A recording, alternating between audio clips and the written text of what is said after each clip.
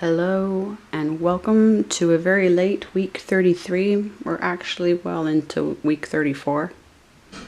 And that's how amazingly I'm starting off in one of my own houses, the House of Taurus. But this is actually, I'm going to say the late start is, well, it's been cumulative, hasn't it?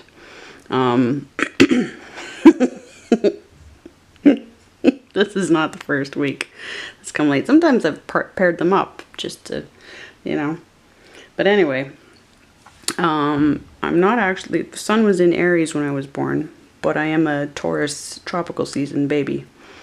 And my second house is the #1 empty house in both systems in my chart. But let's just see where we're at. My Venus is in Taurus, in sidereal. And here we have Venus has just crossed the Milky Way. And of course has already been in Sagittarius for a while. And Venus is well ahead still of everybody else. I'm in Stellarium versus Sky Safari. Sometimes I'm in Sky Safari. Here's where our sun is. In Libra, and I've been getting more and more into the nakshatras because to chart by the fixed star systems rather than constellations or the small constellations of the nakshatras. Yes, but it is, I'm finding it's going to be something I'll build into some version of that I will build into the Pink Spider birth chart, just because, especially for measuring. And that's where we take 30-degree sections of the sky rather than dividing the constellations into even 30 degrees, which is completely just not, I don't know why we ever decided that we could make a science out of that, because you can't. But anyway, so that's where Libra is, almost in the heart of that kite. I mean the sun. A little worse for where I am these days. And I don't know if it's because of my personal Taurus, my personal second house, or if that's how it's always going to be for everybody in this journey. And because it's the 7th house in this series, in the book experience. So this is the transformative period of the book experience, the Pink Spider astrology book experience. But here we have Mercury and Mars well past, I think is that Kappa? Yeah, that's Kappa Virginis. And of course, fairly well clear of Spica, Chitra at this point. So they are making their way out of Virgo, but I wouldn't say they've quite crossed into Libra yet. But we should be getting out of the detail work, the fine detail work. Yes, the design work, more and more into I think negotiations, but it's hard to say. Why is it hard to say? I don't know that it's hard to say. And the moon, Jupiter. Now Jupiter I know is kind of, there we go. It's in that awkward place of Aquarius and Capricorn. Capricornus, I should say. But anyway. Also never forgetting that, now Stellarium is not going to give me Pluto, but Pluto's somewhere right around there. Alright, but that Milky Way and everything that means. So once the sun goes through the Milky Way, it would be interesting to make note of what effects that has. But Venus going through the Milky Way, what effect did that have, and that's been maybe a couple of days since it went through, because it's still kind of in it, right? So what effect is that having on us? Yeah. Okay. Now to get back to the book. Actually, just to get started, I'm going to mention, now I didn't keep going through this website, which is In the Name of the Cosmos, but they have a very beautiful chart of the nakshatra. Let's see if I can get it. There are 3 nakshatra, of course, well, Kritika is shared between Aries and Taurus, and come on, focus. Mrigashirat is shared between Taurus and Gemini. So Rohini is the pure Taurus nakshatra. But those are the 3 stars and star constellations that we can learn their energy to better understand Taurus. So of course we'll get more into that in week 34's video, but I wanted to highlight that now just so that I kind of get us in the same direction. Then I went and I found this website, vidyamitra.com, and some of their content needs to be edited for errors in terms of they've copy pasted some stuff and they're missing some padas, but excellent information so far as I can tell compared to everything else I've studied from Vedic astrology and astronomy. But they do, and they'll give you the dates, yes, which we need to pay more and more attention to. Let me go back to, but yeah, and so those dates are accurate because they never stopped paying attention to the actual motions. So those are aspects, and we want to do that for the other constellations obviously as well. I've already been doing it somewhat for some other. But yeah, so here's where we leave. Here's where we're entering this whole round tent, this gur that I envisioned. It's the best way I can capture what I experienced in childhood, and I do think that I had. See, I also went into Barani. I gotta still work on it. I've listened to it a million times over and I'm still trying to pick it up correctly. The constellation that the sun was in Aries, tail end of Aries when I was born. and it's ruled by Venus as well. So there's a blended identity there that I've got to sort through in terms of separating what's unique to Aries energy and unique to Taurus energy. But of course this week is when we get into the, how familiar the energies feel to you as you get into this house, and what the season of Taurus is like for you. Sorry about the water sounds from the other apartment. We had the new moon in Scorpius. I think most of these placements are off because Venus was already there. As of the 2nd, it was already in Sagittarius. Mercury has not yet hit Libra, so that's a no. New moon, yeah, it was actually a Libra Scorpius new moon. It was a void of course, so that's 2 void of course moons in a row. New moons right in the middle. I had a very productive day on the 5th, which I presume is the influence of that new moon. And then promptly it threw me down another rabbit hole. So it felt like quicksand. But today is the 10th. That's the first time I had many cleaning days, so I didn't have a chance. I also dedicated so much time to, I just let myself do what I needed to do with beginning of drawing, because it went well and then we went into quicksand with the work. So I needed to catch up for about 5 days, but I felt like this sort of Venus thing of like, no, do what you need to do no matter what, and then catch up. So I feel like that's part of the Taurus story. One thing I'm picking up on Taurus is the idea of when it's good, and probably this is true for all Earth houses, when it's good to, when you need to be out and about either outside, literally, versus inside, and when you need to be socializing versus when you need to be alone. You can see how the other signs would totally affect that as well. But I do think I think this is specific to productivity. How to explain that? Well, we'll find out as we get through the month, as we get through the house. But the flow of the round tent, the, you know, like when's inside time, when's outside time, and allow for what works both.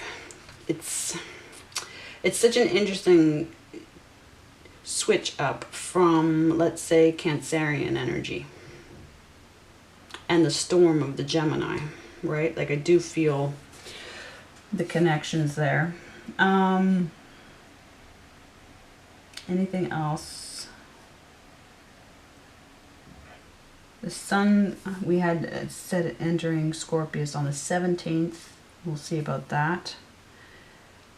And then we do have the lunar eclipse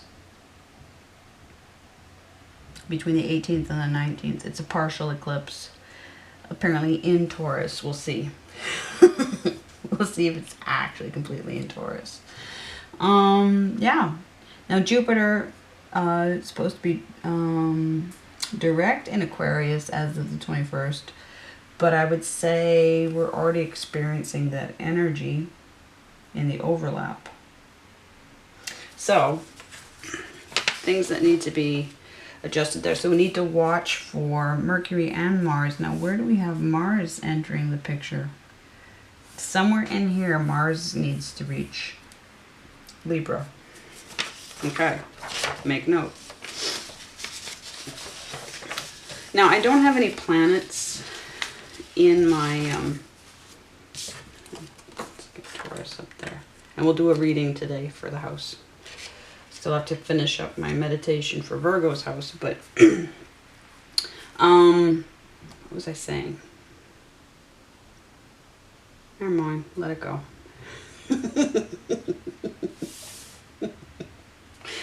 Oh, okay. So yes, I screwed up the dates again. When I was rescuing this book with screenshots, again I forgot to fix it and switch it from Gemini to Taurus. So I think that's the third strike against me for that edit. So I went in and created new text and put that in, and that'll be all fixed for the next edition. So what we're dealing with is, let's see what I figured out.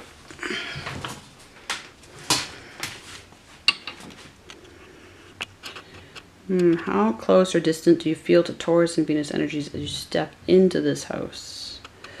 So I looked at it through tarot cards. From me, Taurus is the Page of Coins, because it's going to be the Ace, the 2, the 3, and the 4 of Coins. Other people would put it as the 5, 6, and 7, but I put Taurus as cardinal because the year was charted to start with Taurus, not Aries. And the Giza pyramids are set to line up with Aldebaran, and not Sirius. Is that what I want to say? Yeah, it is. But yeah, no, the year actually, the final truth is, and we're going to go to Learn the Sky's channel again on YouTube, Learn the Sky. And she points out that the cave paintings in France with all the bulls in them, the entrance to that cave and to many of the caves in the region line up with different parts of the solar year. And so that one in particular lines up with the summer solstice. So they figure it's Taurus that's painted on the wall, and they're charting Taurus. So now we need to, what I was saying is I don't have any planets in my second house, in either the whole house system or the partial, like the uneven house system, which I keep forgetting I switched over to Larry Eli from Ibn Ezra Regiomontanus. No, it's not. That's not the same thing, right? The Inansa, I switched to Larry Eli from Fagan Bradley. Okay, no, good. I'm still right. Okay. But I'm going to go back and check my Venus story, and I do have Uranus in Libra. So I'm going to check, because we're in Libra right now, I'm going to check those influences on me. But also I went back to the Gemini week 23, where I talk about what to do with empty houses. So I'm going to get into that as well. So yeah, no, but again, yes, the tarot cards for Taurus would be, for me, Page of Coins, so young energy, because I put it as cardinal, and the Ace, the 2, the 3, and the 4 of Coins, or Pentacles. And the 4 of Coins have been coming through regularly in readings for me, in my Scorpius placement. And it all feels familiar, but it doesn't. I don't want to assume anything. It's going to be a case of taking apart, because now my Venus, see, I'm looking at my Venus, which nakshatra she falls in, and she falls in Migrashira. So I'm going to, for me, it's a lot of housework. I think it's a lot of housework of figuring out what house it is, what to do, how to, and as I've said, the solution is always buried under the problem. So that's the answer to an empty house, is you look at the problems connected to that house and the solutions underneath them. So the solutions would be which cards line up with that house, which planets line up, not planets, which stars, which nakshatra line up with that house, which energies line up with that house. Yes? And you start to pull a solution together. And so until even just last year, when I learned and accepted sidereal placements versus tropical, that's when I learned that I'm a Scorpio rising, which explained everything in my past, because I painted that pink spider when I was 2 years old. That totally shaped the direction of everything for me, because I got into so much trouble for it. So it charted a very specific course for me at the age of 2. But until that happened, when I was 42, about a year, just over a year ago, I thought I was Taurus. I didn't know until I learned about, no, it's been at least a couple of years since I learned about rising signs. So at first I thought it was Sagittarius rising. Well, actually, even in the tropical placements, I was like a 29-degree Scorpio. But I put the emphasis more on Sagittarius and Capricorn. But yeah, no, so the idea was that my sense of self, not that I was deep into this, because otherwise I would have learned much sooner, but sort of a knowing but an unknowing, obviously, about what it is to be Taurus. But again, with my Venus in Taurus, the ruler of Taurus, in my 7th house, actually. So I have all of that to basically pull through. So, not pull through, what do I want to say? Dig through, to get accurate about, because you can make a lot of, my problem is I'm going to make a lot of assumptions about this house. And I have to I have to take them apart. Right? It's so close to the bone, I've got to take it apart. Now, yeah, there are other things that affect it for me in terms of placements, because Taurus is the Hierophant. I also use the Hierophant as a card for Chiron. And my Chiron's in Aries. So with my Chiron in Aries, I've got to, again, separate what it means, the difference between the Aries energy and the Taurus energy, and the aspects. Of course, we've got to get back into the aspects, but bringing the Gemini energy back in. So my instincts and triggers in Aries, obviously, with the sun, and because that's what the sun means to me, our instincts and our triggers. Others will say ego, but like, what does that mean? What does ego mean? Because it's got the strong side and the weak side, wherever we have an inferiority complex, right? But wherever we're absolutely certain of ourselves. And where we need to get certain, you want to invert an inferiority complex, right? Gemini, again, we've had very strong Gemini experience and know that it's linked to the storm and arriving back home. And so I think there's more clarity for me probably around the Gemini end of it than the Aries end of it. Because of course we haven't done first house yet either. As for the weather, well, we just had, today was the first snowstorm where I live. The rain turned to huge clumpy snowflakes. But that is now in Libra season, not in Taurus season, but that's the overlap that we have. For me, in the Northern Hemisphere where I live, it's where the spring really starts to be enjoyable.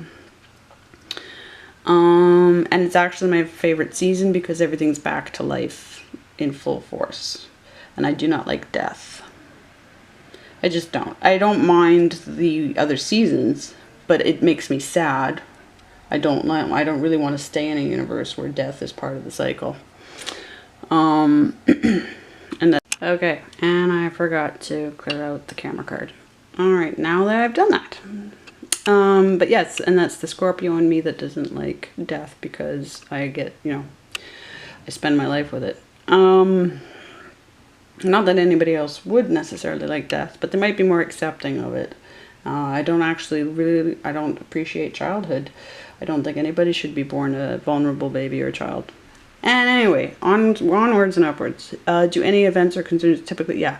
So during this period of the calendar, which we will need to adjust once we adjust the whole thing because of this not being realistic with everything divided in equal 30 degrees, this will become uneven. The tropical will stay even because there's no point in it not. I don't no, because I'll never win that argument. And it's too tied to the months. And look at my little print error. I didn't make when I inserted I didn't make it wide enough. And I've got my little, but I went with it. Yeah, so my birth date falls in this period in the tropical. And feel like, yeah, no, this is a corrected version. Yep. Also, and there's always a period of time starting in the 2 weeks before that, say the last 2 weeks of April, where I feel absolutely cursed, and it's without fail that bad things happen to me, because without fail, for years and years and years and years, I actually hide. I hide. This is a period of the year that there are a few times that I hide, but I actually, yeah, I take everything down. Yep. And Mother's Day. I hide because my mother died when I was just before I turned 13. And because I'm a single mother who was sued by my son's father 4 times and accused him of several things, we just avoid. And because he stayed in my son's life, and there's been so many years of animosity just because of the things that because he was also born under the star Chitra, which is attached to epic lawsuits. So I didn't know that at the time. I only just found it out. We would have changed everything had we known. Which of your houses in your birth chart fall within the same constellation sign, like within this, right? So for me, it's house number 4, house number 5, house number 6, and house number 7. So I make note of what energy I attach to that. So 4 is the Page of Cups. 5 is the Knight of Wands. 6 for me is the Knight of Coins, the Knight of Pentacles. And 7 for me is the Knight of Swords. And then I did the numerology thing where I get the numbers of the house, the number of the major arcana. So for house number 4, the Chariot. House number 5, Strength. House number 6, the Hermit. House number 7, Justice, right? And I add them up. Also ruled by High Priestess, the Moon, right? Moon's represented by High Priestess. No, not the Moon. No, that's Pisces. Sun. Magician for Mercury, and of course Empress for Venus. Get their numbers, add those all up, and see where it gets me. And it ends up with a 1, which gives me, and it's just repeating my childhood to me.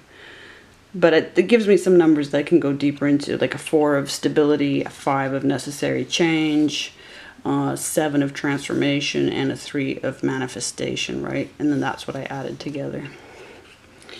When to be inside, when to be outside. I'm going to go back and I've got to revise this and figure out what's best to work on. I'll come back to that. Again, when it's the houses, 3 and 4 of cups, because based on uneven and whole, right? Because there's only part of the 4th house in Taurus for me, in Taurus season. So only a couple of the cards are there. So in Taurus terms, a 3 of investing, right? And a 4 of conserving, because you want stability, but you want to manifest and you want to be stable. For fixed energy of night energy, for me that's hold steady. For 3 and 4, for me that's cardinal energy. Not just for me, for anybody, it's cardinal energy. And so that's when you make things happen. But with the Knight of Wands, the Leo energy, hold steady and produce. For the Knight of Pentacles, hold steady and fine tune, because we know Virgo is just all about detail work. And then for the Libra, hold steady. And this is because, again, I reclassified earth and air, right? So for Libra, me being the Knight of Swords, again, hold steady, present, and negotiate. So in theory, I should be done the book, and it should be presented and negotiating, the beginning of drawing. I just don't know. I just don't know. I'm doing my best, but they keep adding stuff to it. I did manage to go and come up with another production schedule today, and we'll see if they let me stick to it. So I have a 3-to-1 ratio, right? 3 of those are hold steady energies versus 1. So you might want to look at yours that way. Fixed energy, hold steady energy to cardinal energy, right? Also, the 4 of Cups. I've come across in readings that the 4 of Cups reverse can be the death of a family member or somebody close to you. Just because of how they had me interpret a particular situation. And they wanted me to connect it to a 4 of Cups in reverse in a reading. And the next day, somebody had died that was close to one of my clients. And so, yes, this 4 of Cups, with my bad luck in this house, my mother died, right? So that would be the 4 of Cups reversed in childhood. And then the 3 of Cups reversed, like I lost the whole, my mom was a classical singer, a professional singer, and I grew up around professional musicians. And when she died, it all disappeared. I grew up at the concert hall. I grew up in places of, well, I grew up around like musicians that travel the world. It was just fascinating, and it was all people that were extremely invested in themselves and, you know, on a professional level. And music, what is better than being, now the problem was it was very European white, but that there were several singers there in my life affecting me through my mom that, you know, were not white. Barbara Conrad is in particular is one who gave my mom some key advice that came down to me and has been very influential on me. But yeah, so the networking went with her in terms of I had a very strong identity as her daughter. I didn't have to do anything else in life. And that's because my South Node is in Leo, not in Leo, but in 5th house. And that seems to be a trademark of South Nodes in 5th house, is to have a grandiose childhood, and then it disappears. You know, again, only astrology can answer that. So, that's basic, but that's how I break down the information this time around. basically just following what pleases me. And again, so I'll get into my Uranus and my Venus and just double check what happened in those. One thing that's been coming through, yeah, because I've been getting specific messages by date, because I hit my Uranus just the other day around the 3rd or 4th of November. And on the 4th of November, the Tragically Hip released another song.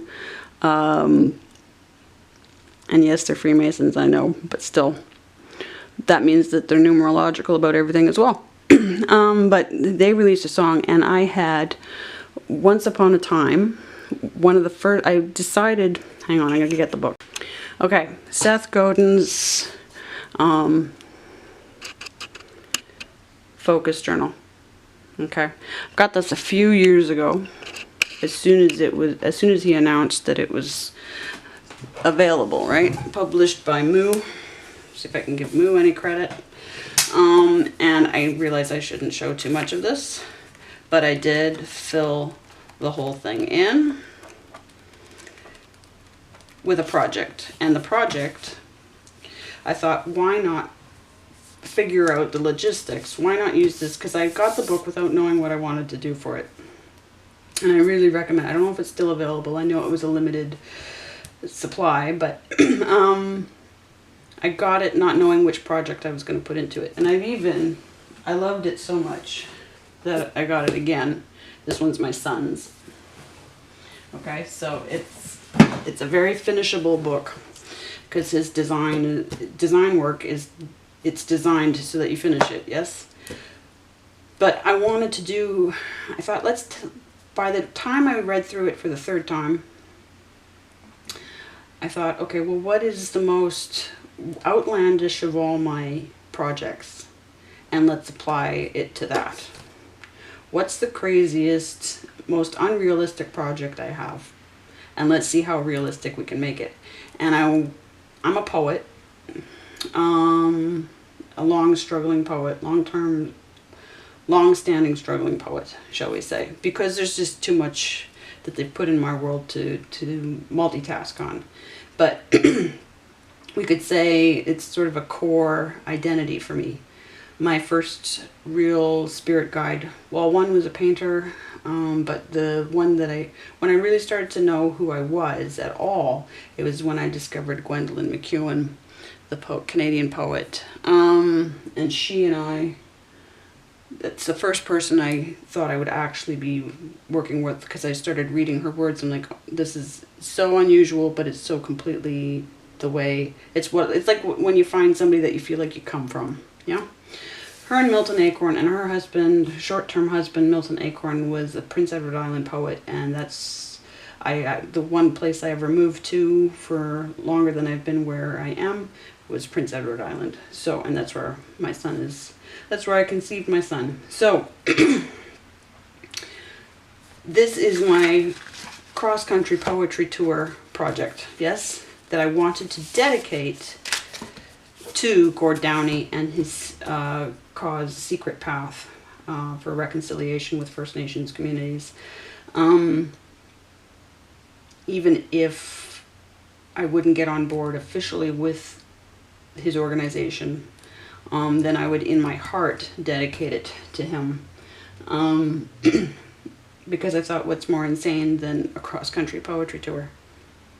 So I filled that all in, I got it all done, and it had a 3-year strategy to it, yes? And it's been a few years. But the fact that on the day that we hit my Uranus placement in my chart, that the hip released a song. And I was like, okay, are you wanting me to pay attention to music and poetry? And I looked up Urania, and Urania as a muse, yes, primarily astrology, but also song. So now I've got to figure out, there is a connection between that and the fact that I really would have liked to have been working with modular synths when I was a kid, anything electrical. And I really just don't have the mental space to cope with that. But I feel like it's tied to how much emptiness there is in the 2nd house. and the way that my life could have gone this way. If I could have been Hania Rani, the musician, if you look up Hania, Hania Rani, Rani.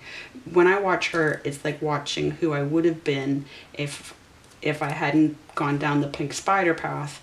I would want to be that. I would be very happy.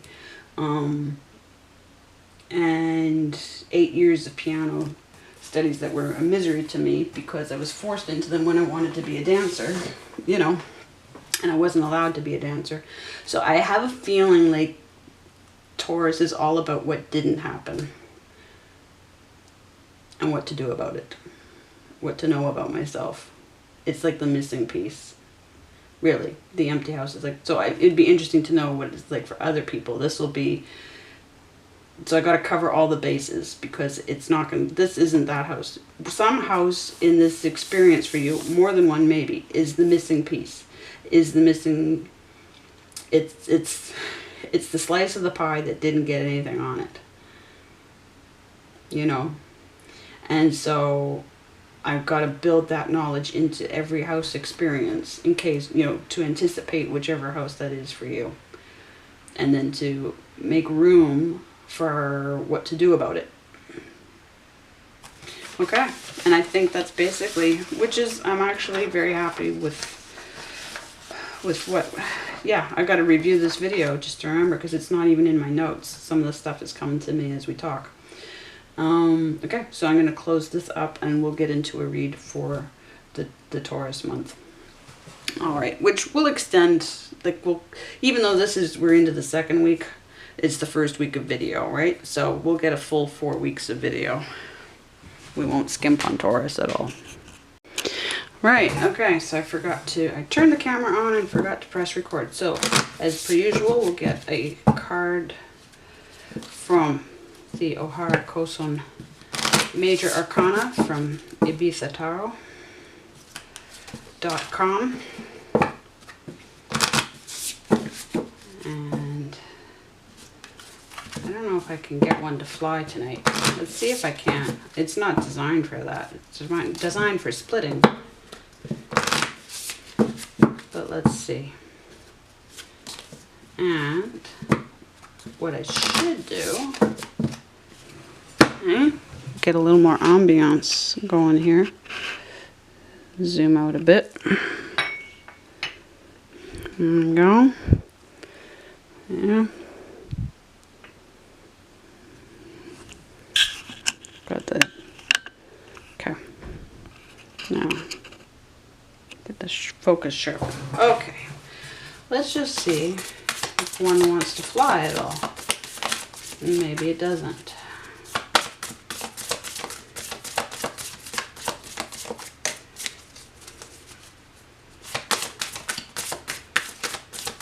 In which case, you know, no, it doesn't. But it's ready to split. Okay.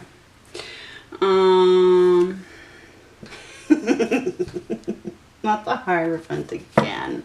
Okay, contrast with Death. I don't like either of these.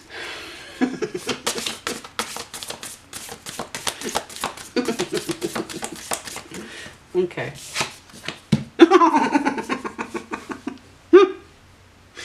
Fine. Hierophant again. Something they want repeated. Okay. Look to the support of a solid organization or structured principles to achieve success. Your actions should be motivated beyond selfish reasons.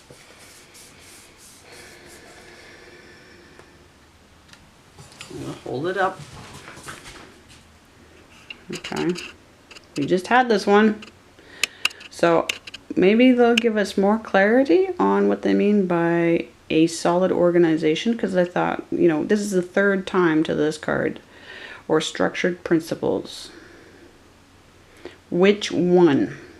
Or both? Action should be motivated beyond selfish reasons. Why are we revisiting this? Is the question. Okay, and of course we'll get an Ancient India card at the end. What do I'm going to go back to Tattoo Tarot because I do have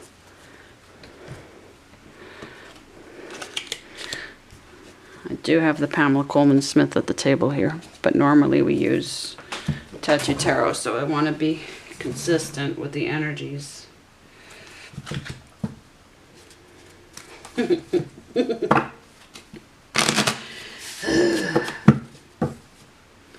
I like to argue with the cards sometimes. If I feel honestly like arguing, then I argue. Because it helps get me to the clarity. Yes?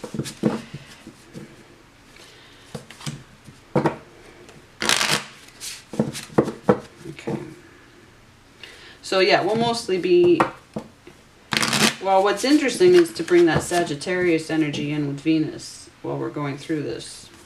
The go-getter energy of Sagittarius, the happiness, the optimism of Sagittarius with Venus. It's not Venus in Libra. So we don't have an overlap of the twin Venus energy of Libra Venus and Taurus Venus. We have we have Sagittarius Venus. Jupiter and Venus. So what does Venus do in Sagittarius? How does that affect what we need to heal? Because we need to heal, yes? We have a very healing Venus then, because that's what Sagittarius is all about. Not all about, but... So if we bring the healing of Venus in Sagittarius to this Taurus experience... Now again, we have Taurus as the Hierophant, yes, and I also said I use it as a Chiron card, okay? So this could just be about Taurus house.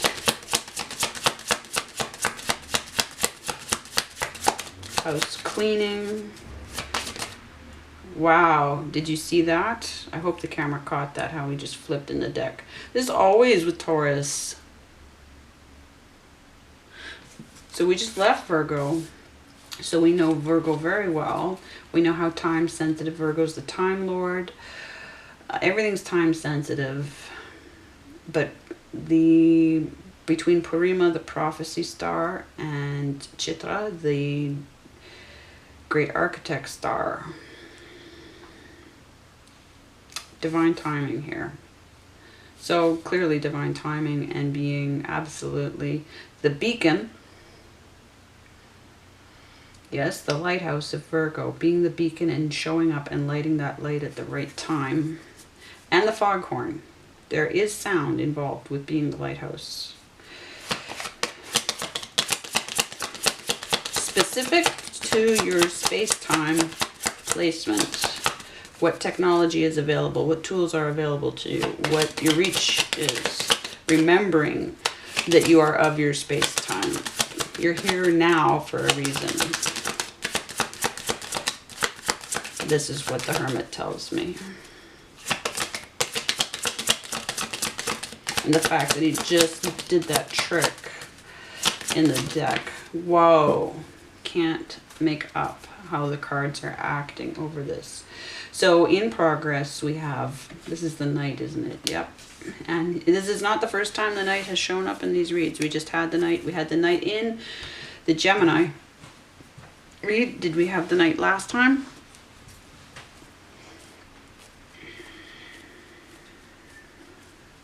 So of course Scorpio energy, and we're coming up for Scorpius right after Libra. So it could be a question of reaching Scorpius constellation.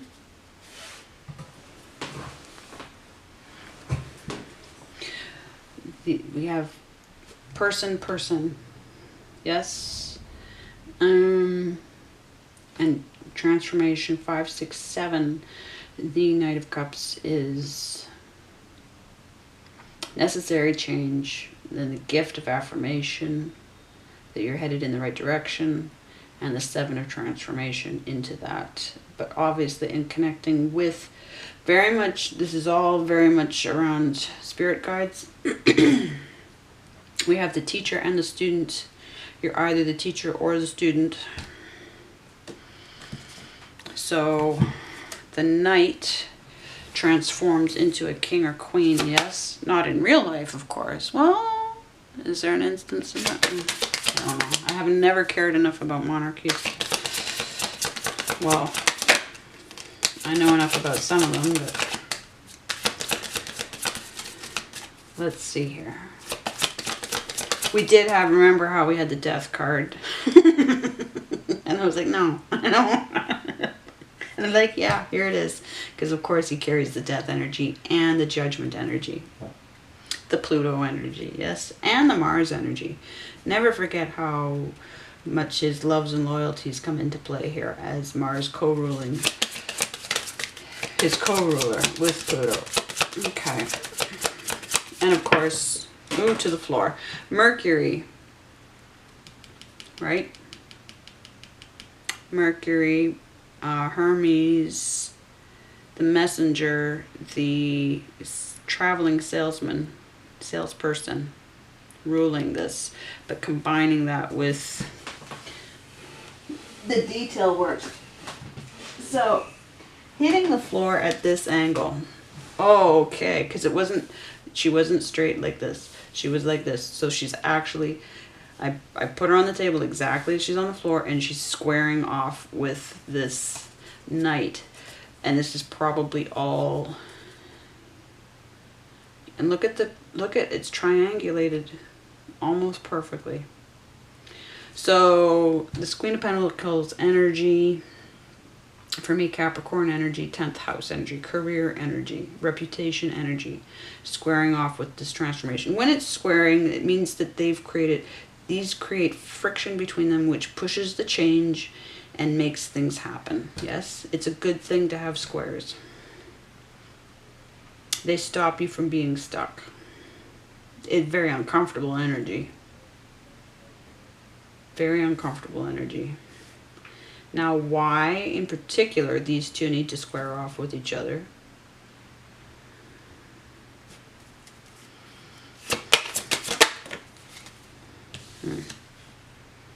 Here we go with those Four of Pentacles. What was I saying? The Four of Pentacles keep showing up in readings. Again, this is a repeat from Gemini. I can't remember if Hermit, now Hermit's been in many of our reads.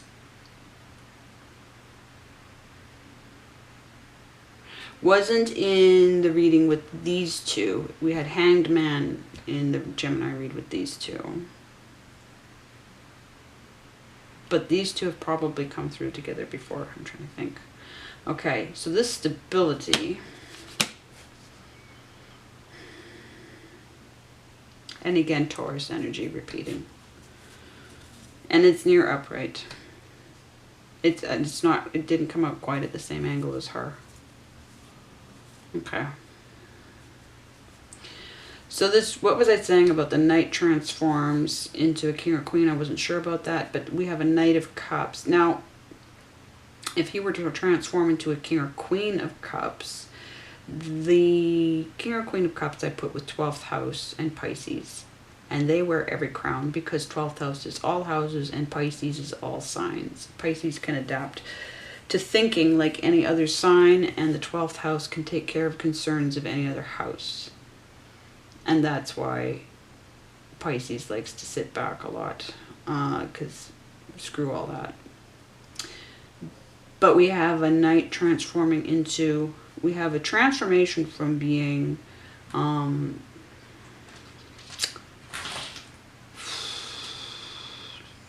primarily concerned with being deeply connected psychically. Now, for me, earth energy is no less magic than even water energy. For me, the practical is the ultimate practical is the ultimate magical. Okay, so I probably need to repeat that because the camera cut off a few seconds ago, I'm sure. But for me, being heavy water, I'm a Scorpio rising with Neptune in Scorpius, but my Mercury, my mind, is Pisces, as well as my South Node and, no, my Moon's Aquarius, but my Mars and my Saturn, so my loves and my loyalties and my fears and my boundaries and my calculated risks, those are in Cancer. So by and large, I cry a lot. And I deal with, and I mostly live in the spirit world, but I also live in the fairy world. There's a combination between, I spend a lot of time with victims that have died of murder and violent deaths. And I also spend a lot of time with basically what I'd call fairy world. And that's the first person to identify me called me Faye back years ago, and she's one of them. But when I click with people immediately, it's fairy people, people that are deeply connected to being invested in their magical lives. So, and it's like we've known each other from another world, basically, right? Without knowing how, but so I know that over here I can spend so much time alone without having anything, without having needs met. I first answer to those worlds. But when we get to this energy, then it's all about the external and yeah, materializing things. Absolutely. So it's like two aspects of which, but this would be like the frightening in a good way, but also in a, you know, in whichever way. It's very imposing energy. Hang on, Chico. So we're transforming from being possibly, and because we have the Four of Pentacles here with the stability, the 3 has already happened, the 2's already happened. And then we head towards the necessary change. But first we have to, yes, we have to get through the stability. Okay. I don't think I need to get more than that right now. I think that's a lot. So let's just get an Ancient India card. What's flashing at the bottom? Yeah, the star. Didn't we have that last time? So it's not anything shocking because I just haven't shuffled. I tend to keep those cards on top so I can meditate on them or carry their energy with me through the month. But it's reminding me that we came from star energy last month. Sorry, my voice is all croaky. I think I just have to get back into regular readings. I have to step back into normal routines.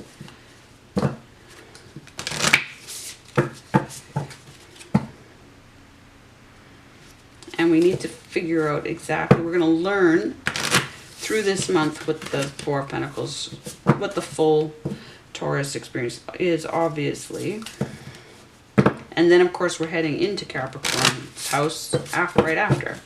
So we do have progression here. We do have progression because we're going to be in...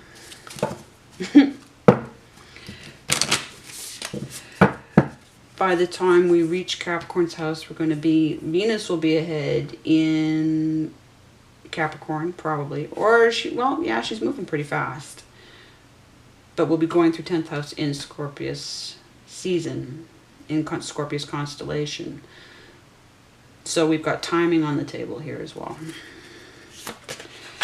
Let's see if one wants to fly or not, or we're going to do a split. We're going to do a split. Of course we're going to do a split. Let's do a split. Okay. The Chariot. The Chariot and the World. I suppose I should get Death out for that.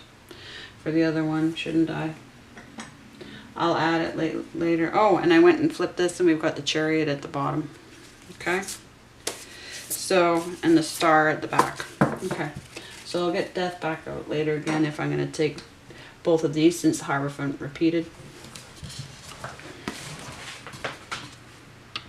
I don't think have we had the Chariot in our readings for this before? I'm not sure.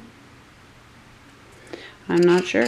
Okay, so total clarification now, right? We'll understand everything. Always remember that the Chariot is most stable and fastest when all the parts are flowing in harmony, and balance is the key. Didn't I just say I feel like I have to get back into regular readings no matter what?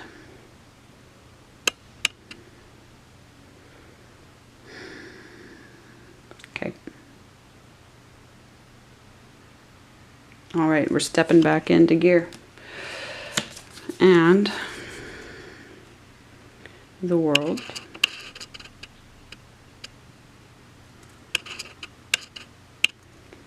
Whew. Triumph and victory over yourself and your inner demons. A time of joy and celebration, inner and outer peace. That would be very nice.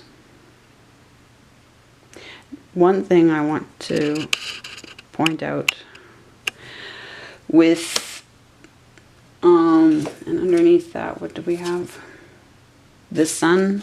We have the Sun. I'm not going to pay attention to the reversals. And we have the Devil. Yes, okay. Which, you know, is usually one of my favorites, especially in this deck. But as Minnow Pond, as Chris Rec over at Minnow Pond has been pointed out, now he comes up with different interpretations for this card, reading to reading to reading, okay? And I've kept track of all of them. But one that came through was aligning head with heart. Because in the traditional card, in the, you know, let's say in the Pamela Coleman Smith Rider-Waite, why am I saying Rider-Waite? Waite-Smith deck, he's got the one pentacle on his head and then the one over his heart, yes? And aligning your head with your heart.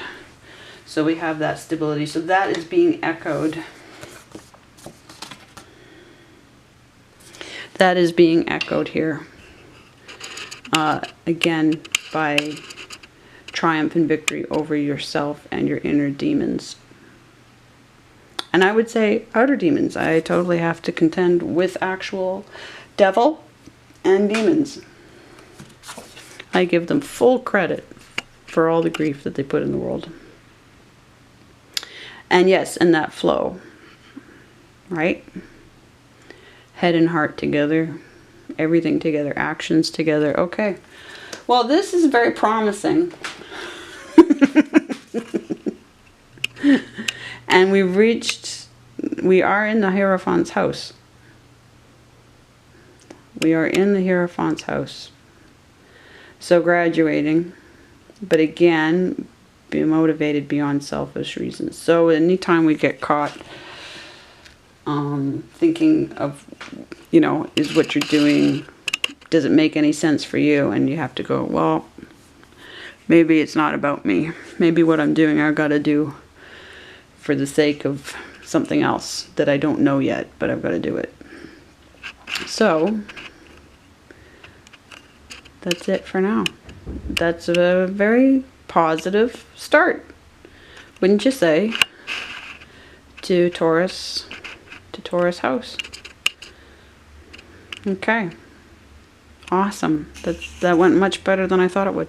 Okay, back for week 34, and of course it's week 33, so we have a master number. Yes, and I am a 33. I'm May 3rd, 1978 adds up to 33. And so very specific. But I also had a childhood friend. There was another Kristen. There were two of us. There was Sarah and Kristen. And Kristen was born a month after me on June 2nd. And that makes her a 33 as well. And she is a teacher. She is a tech teacher out in, I think, a networking and communications teacher out in Alberta. I'm not sure if she's going through a personal journey similar to mine. I should see if I can get in touch with her one day and compare notes of what it's like to be another 33.